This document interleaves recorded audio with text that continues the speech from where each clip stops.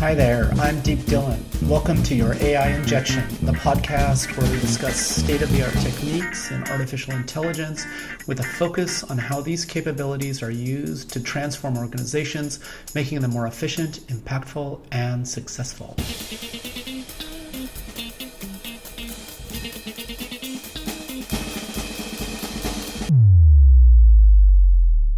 Anna, thanks so much for coming in. Can you maybe tell us a little bit about yourself, your background, and how you got started with the Corporate Finance Institute? Yeah, well, thanks again so much for having me. I'm excited to talk about this today. I am a founder and an entrepreneur by trade. I had a company that was bootstrapped, so didn't take any outside investment. And that was acquired in 2017. It was a marketing technology platform. And after that, I joined a company called Linux Academy, which was a cloud training provider, online training, and had a pretty crazy couple of years there. We were acquired by our largest competitor and sort of a once in a lifetime experience.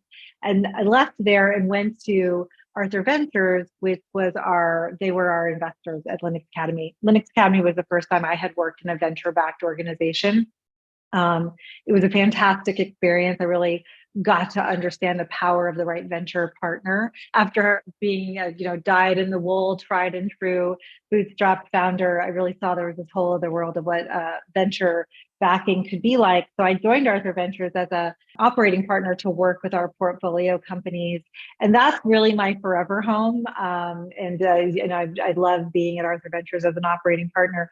But as part of that role, I often go spend extended time inside of our portfolio. And right now I'm the CEO of Corporate Finance Institute. It's one of our portfolio companies. I've been working with the company for a while, working with the CEO and the founding team. And when he decided to step down, he and the board asked me to join as CEO. So this is my second forever home, being here for the long run as we build a enduring, sustainable brand. But that's just maybe the 2-minute highlight of my professional background. Cool. Well, that's good to hear.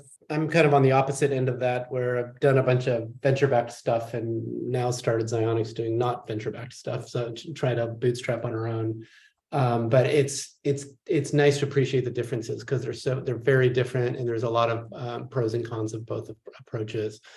Why don't we get started with you? Maybe tell us a little bit about CFI's users. Who are they, and what are they trying to achieve? Great question. So CFI, Corporate Finance Institute, provides online training for finance and banking professionals and aspiring professionals. So our customers come to us often to gain new skills, so they might be able to get a promotion or work more effectively in the role that they are in. Oftentimes they might be coming to us, let's say, right out of college, and they feel like they need more practical skills as they're starting to enter the workforce. They have the theoretical skills, but they need the actual kind of practical skills to jump right into the roles. And sometimes people come to us as career switchers. They've been doing something else and they want to break into finance or banking, and they're looking to shore up their skills. So that's kind of we have a pretty broad customer base in terms of some are seasoned professionals looking to just stay current and brush up. Others are looking to do career switching or just get ready. And the interesting thing about CFI is we have a super global customer base. We have customers in 150 countries all over the world, which will be interesting as we start to talk a little about our first AI application and how we're thinking about it. But super global audience, which is a blessing and a curse, right? How do we serve so many different markets in a way that helps them become finance and banking professionals? It's a unique opportunity for sure. Yeah. So what are some of the key use cases? I imagine you have a whole content aspect to the business where you've got a bunch of content, but what makes CFI different than a normal kind of online learning place? Do you have like curriculums? Do you have instructors? Are they your instructors? Like, is there specific coursework people are following? Is it unstructured content display that they're navigating, consuming, discussion forums? Like what's there basically, and then what's different, and what are the key use cases? Yeah, love it. All of the above, right? We have programming that is, training. Let me step back. Training traditionally is quite episodic, right? We're not usually training all of the time in our lives as professionals. We go through different phases of training. So certainly CFI is there for that portion. We have curriculum, courses that people go through, just like you'd see in traditional learning, even, electives and different types of courses, and requirements and things like that. We have a certification component. So we have 5 different certifications that are quite rigorous to go through. They require a big investment. So our customers can choose to go through the certification path, or they can choose to kind of design their own curriculum or go through some of our preset courses. But then we also are really with our customers through the life of their professional journey. So we have, members only programming, we have community and networking and things like that that are sort of there in between the episodes of training, and just even micro lessons, right? So we might learn in a course about how to create a 3-statement model, but then we might have micro lesson on how to troubleshoot your 3-statement model that you're actually using 2 years later as you're struggling with one, for example. So we try and be there for those training moments, but also in between those training moments as well to just enhance how somebody's working. Are your users professionals on their own that have the relationship with you, or are they coming in through their companies who have the relationship with you? Both. We really started as B2C, so it was a lot of individuals, and we launched our B2B business about 2 years ago. And so now it's a nice equal, mix, but it started as individuals coming and wanting to just, change their lives or, again, get a promotion, land a job, that type of thing. And now we have a lot of business customers that are buying on behalf of their employees, which is different, right? As individuals, training tends to be episodic, but as corporate citizens, there tends to be more of an expectation around ongoing learning and development. It used to be that the organization expected that of employees, but now we're hearing more and more about employees want those ongoing learning and development moments from their employer. So it's kind of interesting to see cyclically how that's changed. But you asked about how we're different, and today our differentiation is really around how we think about the curriculum. Finance and banking is steeped in tradition. It's almost always done in person, even still today. So CFI was the first to market with a full, robust course catalog that delivered everything entirely on demand and online, which to you and I, as people that live and breathe in tech, doesn't sound that groundbreaking, right? But it was a totally different delivery method for organizations and for individuals that gave them a chance to have this kind of world-class training that normally would cost so much, cost prohibitive for individuals and for smaller organizations. It gave people access to that type of training when we launched. But then second to that, in terms of our course curriculum, all of our instructors have worked in the sector. And so our content is not born out of academia or theoretical knowledge. It's designed from sort of how to get people role ready from people that were in those roles. So we leave the theoretical stuff to the academic setting, and we focus on the practical hands-on skill development that somebody needs to actually do the job. But we're looking for a first-year analyst to sit down on day one at their job and know exactly what they need to do and how to do it, or a career switcher who's never been in finance to feel confident in the skills that they acquired to help them go pursue the roles that they want in finance, even if it's not their background. So for us today, it's not so much about our technology platform and delivery, but more how we deliver it. And certainly that will evolve over time. So you mentioned instructors. Do you also have advisors, where people have like a one-on-one advisory kind of a relationship, or is it really oriented around the coursework and people kind of progressing through a course? Yeah. So today it's really mostly, I would say, around the coursework. We have our community where people can tap into, a network of other learners, and certainly some of those learners kind of can act as mentors. But we also have program specialists, which are people that help our learners through their learning journey with questions about the material. Just like you would have a mentor or a tutor, our program specialists serve that role for our learners today. And are these instructors and program specialists, are they employees of yours? Are they part of an external community and they're like freelancers or something? Or are they doing it just out of their, for their own reasons, just for, out of the goodness of the heart, or for gaining street cred or whatever? Tell me a little bit about that. Yeah. So they're all employees of CFI. So our program specialists are full-time employees, and obviously they need to deeply know all of our content so that they can help learners, as our learners encounter questions or need help and support. And then our instructors are all full-time employees as well. Some of those instructors will tap into people that are specialists in something to teach a course or to help develop course material, somebody who's still working in sector, but that's always done via the conduit of our full-time instructors. So I'm going to change the direction a little bit, because this is our show is, of course, all about AI. So I imagine, if we rewind 3 or 4 or 5 months ago, you saw ChatGPT and you're like, wow, okay, this stuff is amazing. It generates a bunch of incredible content. Is that what we're talking about with respect to AI in your organization? And are we specifically talking about bringing efficiencies to your instructors and your program specialists and optimizing how they interact with their students and with your students? Or are we talking about something else? Both. So I think that there's the learner journey and their experience and how we support them through that with AI. And then there's the other side of how we create courses and curriculum and how that might be supplemented and enhanced through AI in the future.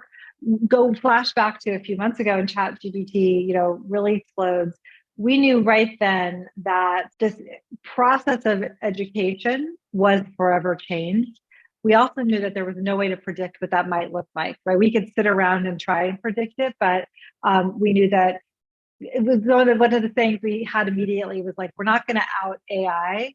So we need to just lean into this and know that we're not going to have all the answers and be open to the fact that this is going to change how people learn and how material is delivered.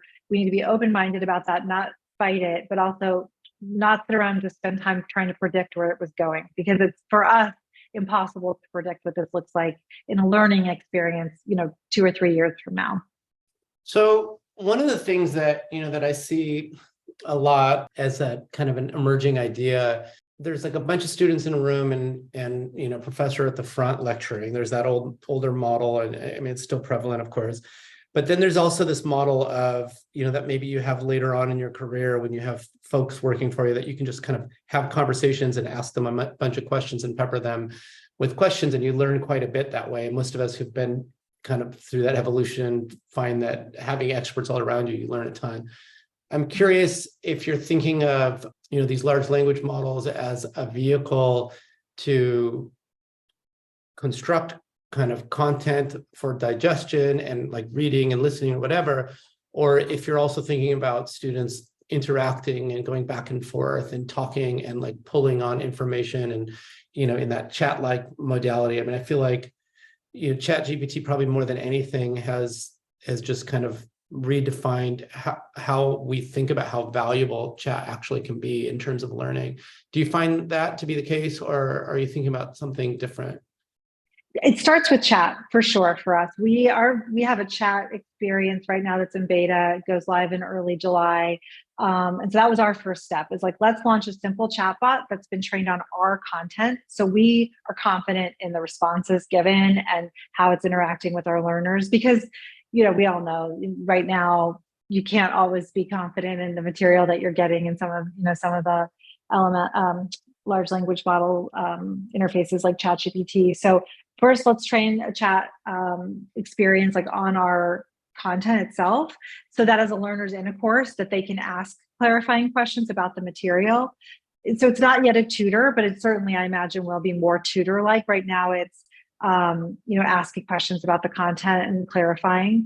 And we know that that's already something that our learners need, because we have program specialists and that's what they're doing. So we're looking at this chat experiences, extending the scale of our program specialists, and rather than having to kind of come outside of the learning experience to ask that question, now you can ask that question in the learning experience. So it's more fluid and immediate. But what we're most excited about with our first launch with this chat experience is, yes, it's great that anybody can ask a question and we can keep people in the learning experience. They don't have to go out to a program specialist and disrupt their learning flow.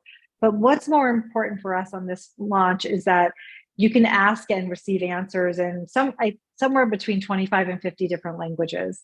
And so we're excited, first step, for our international customers, because we have such a big global audience. So now all of our content is in English, all of our courses. So now we believe that it's just going to accelerate the learning of those students who aren't feeling fluent in English, that they'll have somebody, an experience right there with them, where they can be, communicating about the material in their native language. So that's the first big thing that we're excited about. Need help with computer vision, natural language processing, automated content creation, conversational understanding, time series forecasting, customer behavior analytics? Reach out to us at xionyx.com. That's XYONIX.com. Maybe we can help.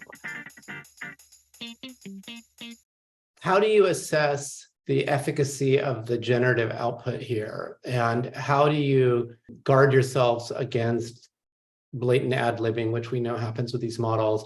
And are you using maybe the output primarily as input to your existing humans, and then they as suggestive input, and it makes them a little more efficient in the response generation? Or are the answers going straight to your students? They're going straight to the students, but we keep a very close eye, because that's our biggest concern, is that returning back the right types of answers in an understandable way, that's not hallucinating. And so we've really, over the last 2 months, that's what we've been kind of pressure testing. And then as we took it out to our first set of beta customers, keeping a very close eye on, is this a good experience that's, enhancing the learning journey? So we just have to keep a close eye on it right now. And this is obviously going to change over time, but we've been pleasantly surprised at the chat experiences that our customers are having, and the accuracy of the information that's being returned by the chatbot. But we also know we can't take our eye off that ball. So do you have some kind of statistically meaningful measurements that you do on the generated responses? And are those like, human directed ground truth measurements where you've got your actual instructors and maybe program managers that are generating correct answers, and then you're looking for scoring on that, and you're able to kind of weigh in? Or are you using maybe models directly, like GPT-4, for example, to actually score results, or some combo? Or yeah, today it's not anything where we're tracking statistically and reporting on it. It's more been eyes on the questions, the responses, and even just our team questioning as much. It's hard to predict what actual learners are going to question, but even before we took it to the first set of learners, us just kind of hitting it constantly with different forms of the questions that the program specialists get a lot, running that through the models to make sure those basic questions that we hear all the time are being answered correctly. So I think if you ask me that question in a few months, we'll be here's how we're tracking the data and reporting on it. But today it's just been all hands on deck, all eyes on this, and making sure that we've got subject matter experts looking at the responses and feeling that they're high quality. Yeah, one of the challenges that that we're seeing in this area is that you have various levels of creativity controlling that you need for the model output, right? On the one end of the spectrum is you're looking for very close question to question in your knowledge base alignment. And if they're very close, then you only answer with prescribed text. A little bit looser than that is you sort of look for those 10 or so reference material answers, and then you rely on the LLM to kind of ad lib and massage the alignment and interpretation of that information, but you're really staying very true to that core content. And a little bit more than that is these LLMs, of course, in order to get as good as they are, especially because you're talking about 25, 50 languages or so, they're trained on the world's knowledge. So is you're relying on information outside of your curriculum, outside of your controlled reference material base. And at that point, things get fraught, because they often, and this often the answers that you get when you allow it to go outside of the narrow box are a lot better, but you're also away from your materials. So I'm curious how you're addressing that problem. Addressing it by debating it. When we first said, look, this is what we're going to launch as our first step, and it's going to be, contained to the course experience that you're in, we said it's only going to be trained on our material. And as you start to then play with that, you see the limitations, and you start to say, well, maybe if we let it bring in outside content, it would be a more fulsome, I should say, a more fulsome learner experience and a more, complete picture. And then you say, well, that was too far, right? That's not information that we actually can feel like we put our stamp of approval on. So we don't have an answer for this yet. I think that when I think about a more fulsome experience for the learner, it makes sense that it needs to pull in outside content. When I think about something that we all can feel good about and say, this is Corporate Finance Institute, it needs to be our content. And so we don't have the right answer yet. This is something we've been playing with. And even just that, what we're going to go live with here in a couple of weeks, that when we come out of the beta experience, I can't tell you exactly if it's going to be only our content or not.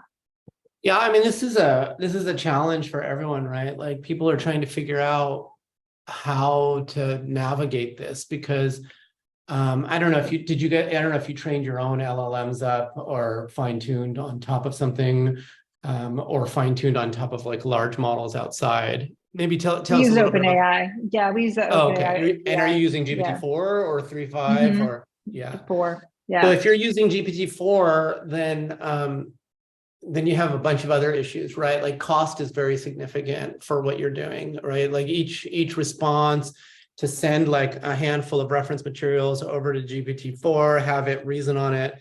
I mean, and then if you want to like start controlling the prompting so that your editorial guidelines can be kind of instituted, then you're not necessarily able to do that in one back and forth. You might need a couple. So latency becomes an issue, because everybody knows those guys are like on their knees, barely able to keep the service up. So that's an issue. And then it knows a lot. Like, GPT-4 has more breadth of knowledge than anybody that either of us know, but it might not answer the way you want. Usually the fault is that it blathers on, and that might not be how your people want to learn.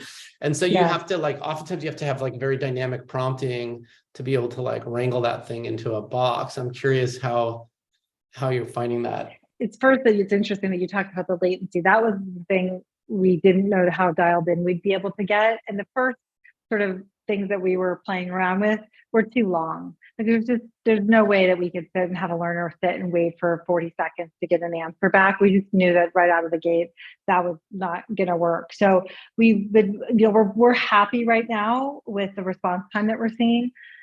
The cost is, I'm really glad you brought it up, because I don't think enough people are talking about this, right? There's in our sector, in education, big splashes with what Khan Academy is doing and Duolingo and everything.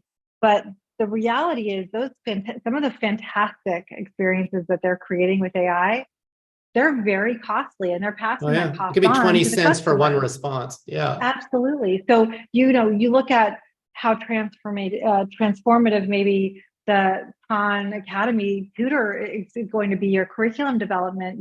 AI is going to be, but it's going to be costly and cost prohibitive. That's not sort of democratizing education at that point, right? Or you look at Duolingo, you have to really pay to have that sort of Duo Max experience. And I don't think we're talking about that enough. Yeah, I mean, I think what's happening is we went from a world where, in the machine learning AI world, where we spend most of our energy just trying to get a certain level of efficacy, and at least with respect to like generative text, we went to a different place where there's this giant beast in the sky. It's not always there when you want it. It falls over, it costs a lot, but it's pretty shockingly great. And now a lot of the energy is like, okay, once we've figured out what we want, how do we get it to be cost effective?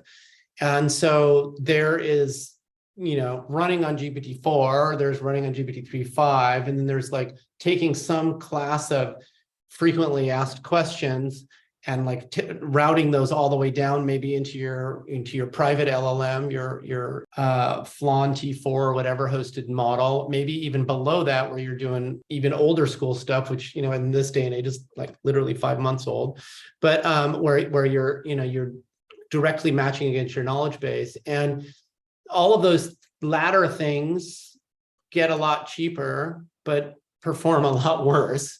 And a lot of those former things perform amazingly well and cost a lot. And so a lot of what's happening now is like the engineering and intellectual effort is going into like pulling this stuff down so folks can like yourselves can control your own destiny and just make your own decisions, pull things into your own maybe not into your own physical hardware, but into your own cloud environments or whatever. And I'm curious how you're thinking about that problem, because like a lot of folks are just blatantly using GPT-4 as training data. The licensing isn't that obvious. Like it seems like you can, as long as you're not trying to do anything general. And then it seems like you're even in a better place if you're taking it to get training data to run on a different lower level OpenAI model. Because it's like, well, either way, you guys are getting the cash. It seems like they're playing along because they could have put guardrails up for that. I don't even know like exactly where that line is, but I'm curious how you're thinking about it. Yeah, I don't even know that I know how we're thinking about it right now. When we went back to, again, roll back to 4 or 5 months ago when, ChatGPT is here, it's exploded overnight, even though it didn't, for the world it did. We're talking about things that have not been overnight, but now suddenly it's in everybody's hands.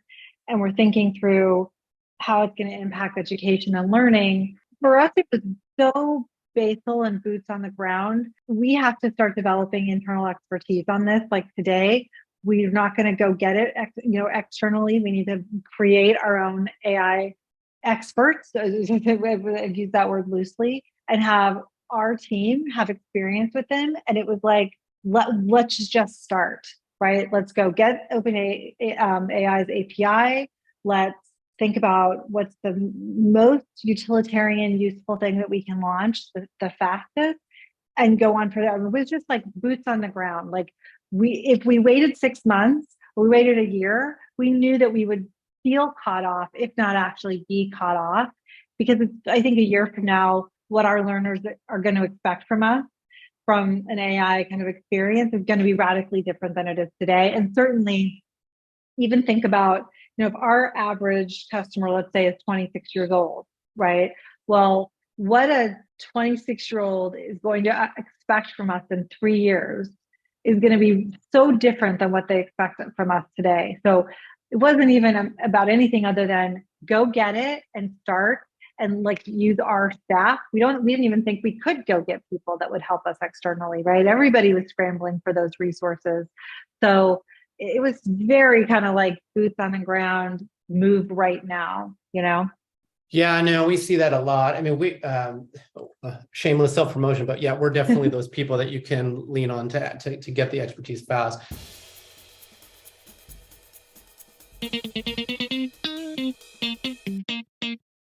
And frankly, like what happens when you fully control the data and run everything in-house versus what happens when you go totally outside and just run with OpenAI, and like how is that going to evolve over time, and how does that impact strategy?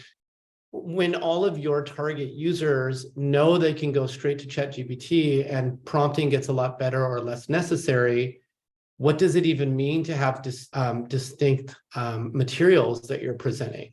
And so I'm curious about that. Like for a business like yours, you've got, so everyone has now access to this gigantic reasoning and intelligence engine at this point, right? And what happens when the general broad-brushed intelligence reasoning engine is so good that with just a few lines of prompting, it's going to probably, I'm guessing, when you look at your instructors, it's probably doing better than them a lot of the time. And and that's not at all to say that your instructors aren't great, or I'm sure they are, but we have really bright folks that we use to like do narrow tasks that GPT-4 just outperforms them left, right, and center. So we've sort of had to reassess like what is it that our humans are even offering that is better or more valuable than GPT-4. In a lot of these narrow cases, we're like, it's nothing. So we're not having them do that anymore. I'm curious where you're seeing, that kind of thing. And how do you ultimately compete against an ever improving monolith in the sky that knows everything about almost everything and reasons about it well? Sure. I love this question. I mean, I flashed back to things I was saying 4 months ago that sound so absurd now. Like I remember saying, well, you still need to know what questions to ask, right? Well, the reality is we're all getting really good at how to ask the questions to get the information back. Like that was such a stupid you just thing asked to be saying, right? ChatGPT-4. You're like, What do I ask you? What should I ask you? So, it just is shifting so rapidly. That goes back to like this day one mindset of like, we don't know where this is going, and it's hard to predict for us. We just have to stay open and be coming from a place of yes. It's so conceivable that we're going to blink and AI is creating syllabus, curriculum, the content, right? The structured learning, which it doesn't do so well today, right? Today, it's like all the information, yes, but what about the structure of the learning and the progression? It's going to be doing that. We can have a AI generated, I always forget the word for it, person, that's giving the material just like a human would, a human-like experience with a AI that feels like a trainer, a teacher, or a tutor. So that's all going to happen. I think there's a lot of learning that can happen without human interaction and without engagement, and especially for self-directed learners. But I also know that human connection is a foundational part of how we become motivated to learn and how we retain information. We're not all self-directed learners, but at all. And we also learn through storytelling and the structured delivery, the nuanced delivery of that information that helps accelerate how we connect the dots and come to meaning and understanding. And I think that this like teaching in a way that helps people connect dots and come to meaning and understanding and have context and nuance, absolutely AI will deliver on, right? But our motivation to learn still comes from connection with people with groups of people.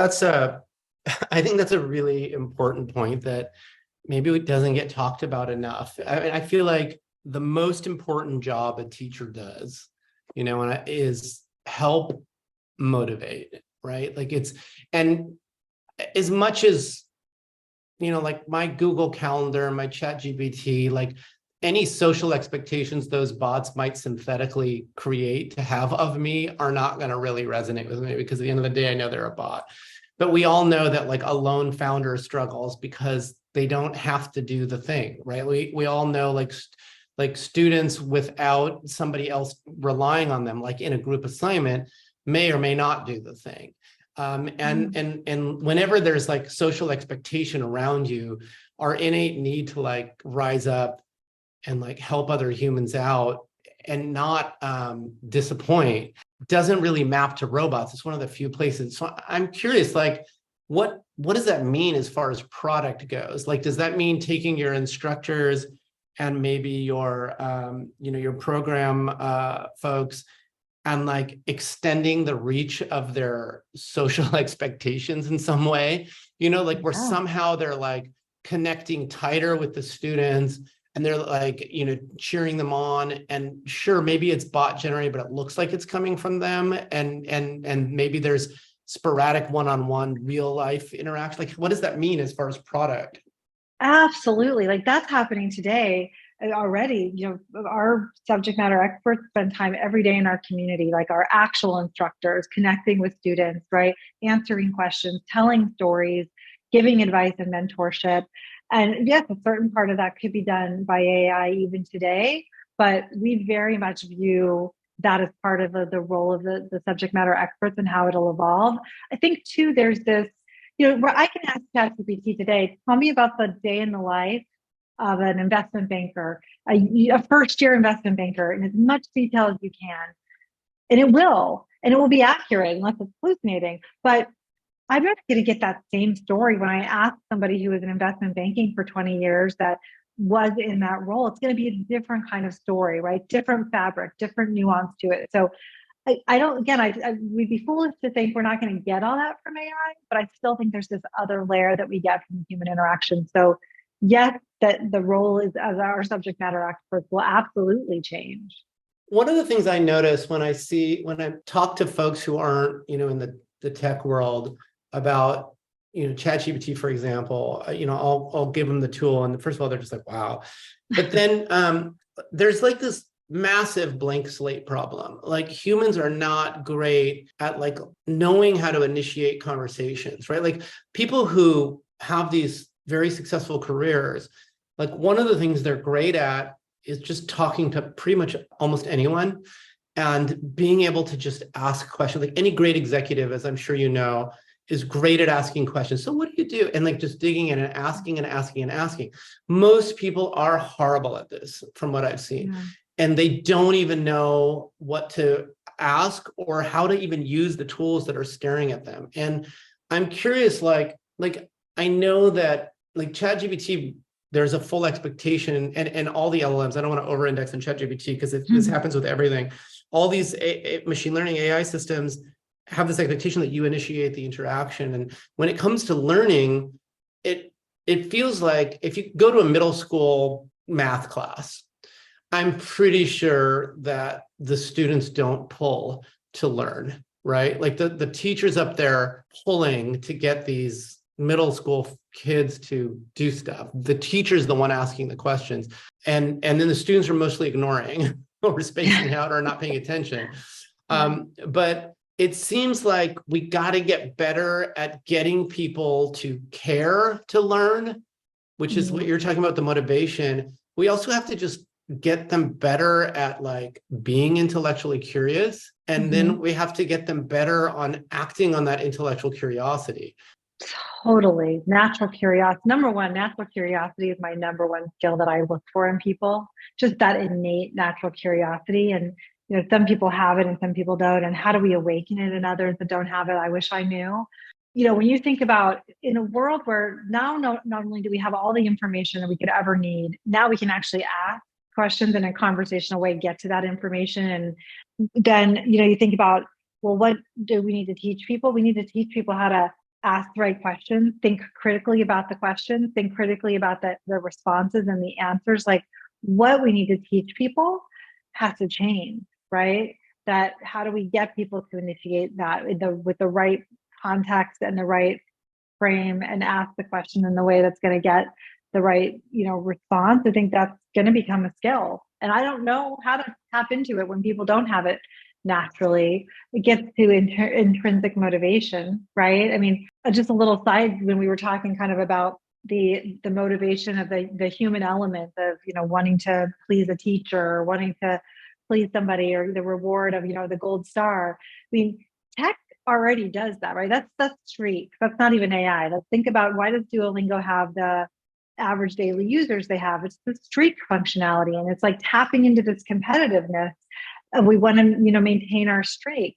Well, what's interesting about the streak is there comes a point it flips. Now you're not doing the streak because you're still interested in learning Spanish. You're just doing the streak to check the box, right? So we've lost the motivation. Yeah, this one resonates a little bit too much with me. We'll take a little detour for a second because as a full disclosure, I'm a shareholder in Duolingo, and I love Louis von Ahn. I've loved him for years. The kind of godfather of human annotation and human computation. But I had a 740-day streak in Duolingo.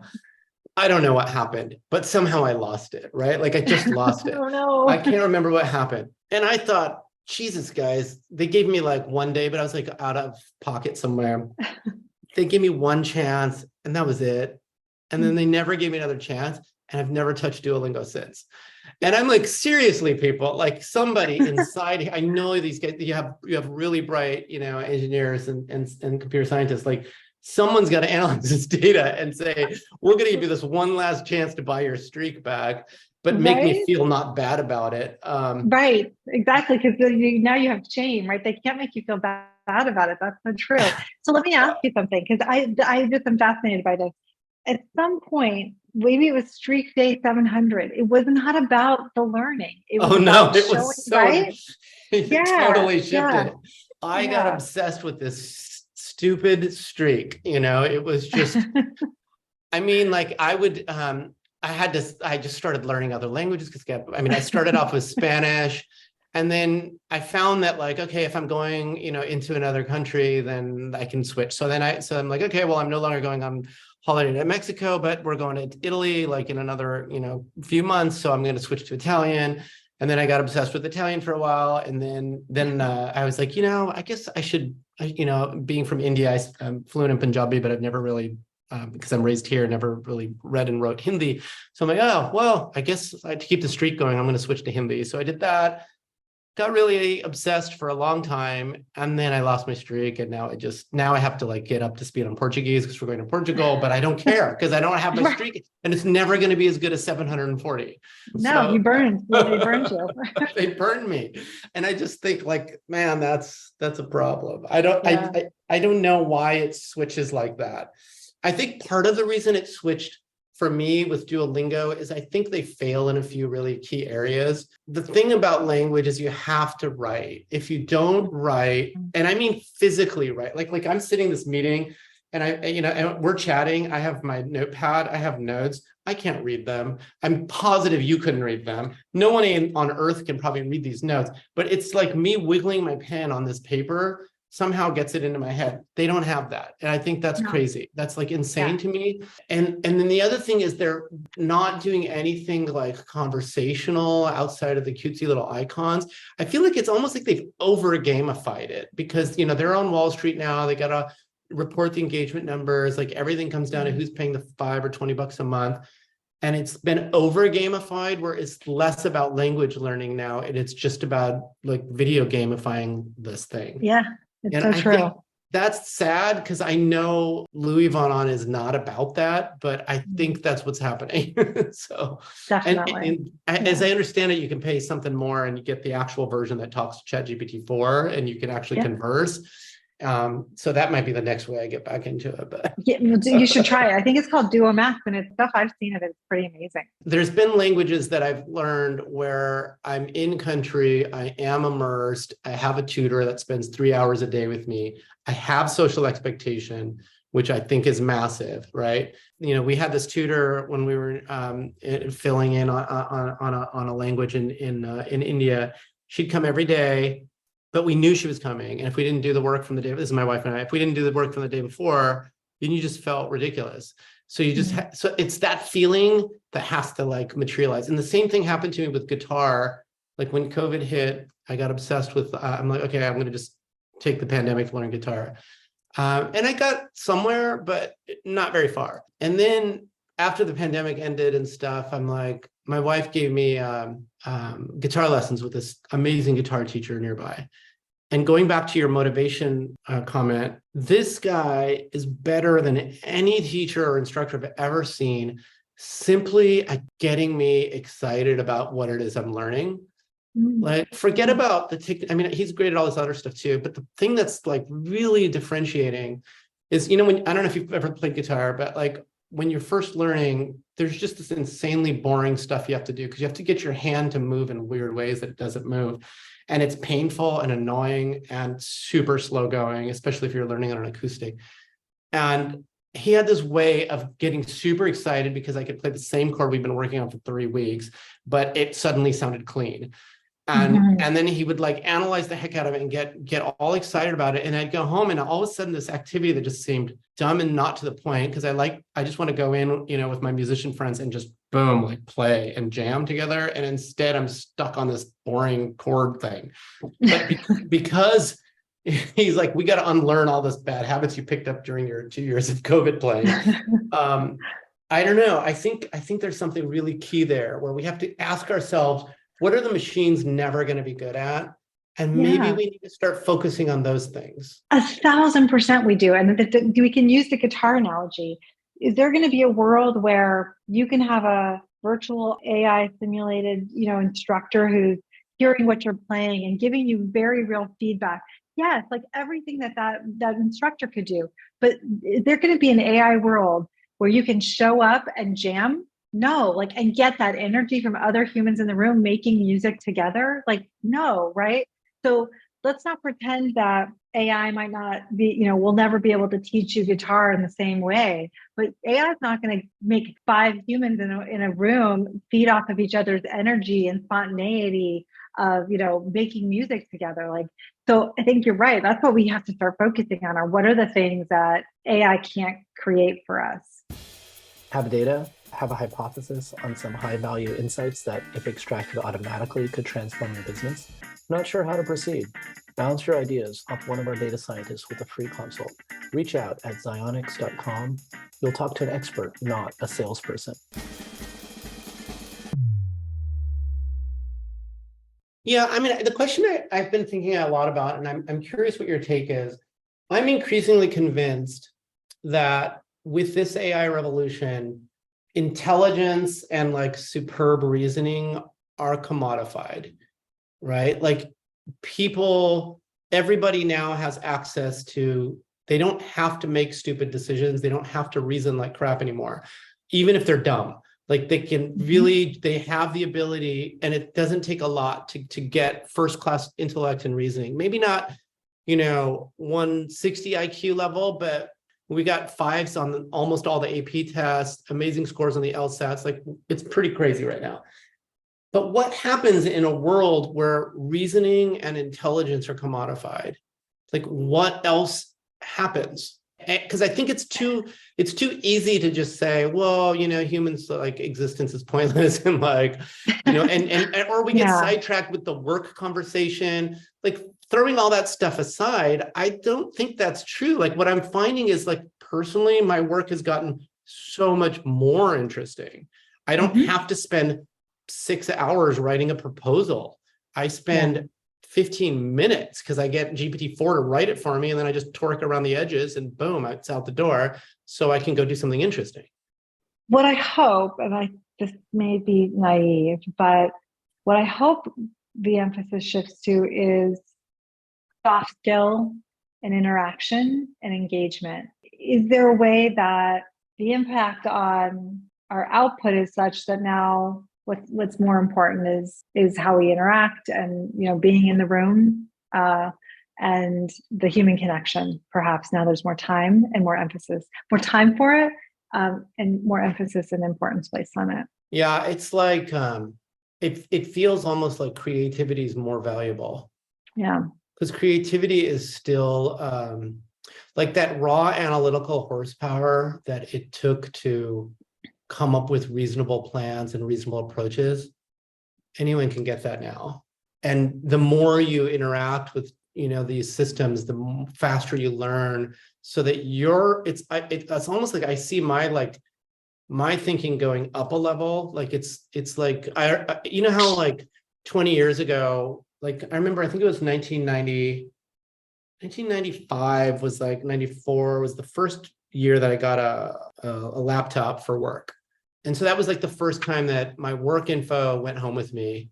And I had internet, not just at work, but at home, that was sort of connected in a way. And so at that point, anytime anybody asks, how like you're sitting around and somebody's like, so, do grizzly bears have 2 humps or 1 hump? Or like just the like facty conversations came up. And that was the first year that I stopped engaging in that kind of conversation. Like I stopped caring because my brain said the answer exists. The answer is easy to find. 2007, the iPhone comes out, and I'm like, the answer is even easier to find. I don't care anymore. Like that stuff doesn't matter to me anymore. And I'm wondering, like, I'm seeing that happen with me with ChatGPT-4, where somebody's talking to me about something and I could spend a lot of intellectual energy to understand it in the moment, or I could have a different conversation at a higher level, knowing that I can go home and have a conversation with GPT-4 to fill in all the gaps and I don't know. It feels like, but I'm wondering, like, what is the equivalent of that? Like, I don't care about the 1 hump, 2 hump conversation about bears. Yeah, that's an interesting question. I know exactly what you mean, but I don't know what that looks like. I said that, like, my hope is that human interaction and soft skills becomes more important. I think the flip side is it is really naive, because we can simulate human interaction right now with AI, right? We can have somebody to chat with all day long. And you will walk away feeling that was human. Like I end my day with ChatGPT as my thought partner, and I feel like thanking it. I feel like giving it a gift. Like it's already simulating these human-like feelings, right? So it's even a bit naive, probably, in my bleakest outlook of just thinking about, the soft skills and the human interaction getting more highlighted. It's tricky stuff. This has been a totally awesome conversation. I've really appreciated it, but I like to end with, a 5-year projection. Take it where you will, but what is the world of learning like for banking and finance professionals 5 years out, assuming everything that you're doing now works out the way that you see it now and you're pursuing it? I know we've covered a lot of the uncertainty, but let's assume that your vision pans out.